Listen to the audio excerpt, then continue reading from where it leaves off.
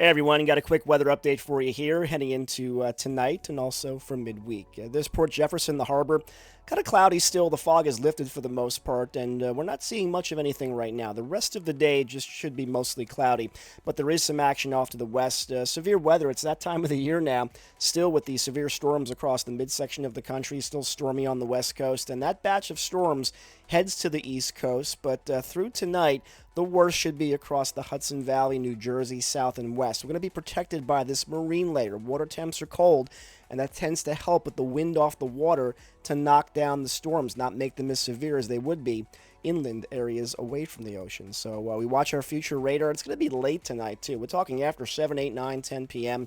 Notice how New Jersey, Pennsylvania, Poconos, towards Allentown, towards Hershey, Scranton is going to start to see some severe weather all across Jersey, Hudson Valley towards about 9, 10, 11 p.m. Long Island, nothing much yet. By the time it gets here late tonight, it'll weaken quite a bit. There'll be a downpour or two, a little lightning, thunder quickly, but that should go through and lead us into a nicer day for Tuesday. But we're going to do this all over again for the Midwestern states on the Storm Prediction Center outlook. Still some thunderstorms with hail and gusty winds expected, with the next batch coming in towards later Tuesday and Wednesday. But for us, Tuesday's good, though. We should be fine. 50 to 55, sunshine, not a bad day. Probably one of the better days of the week.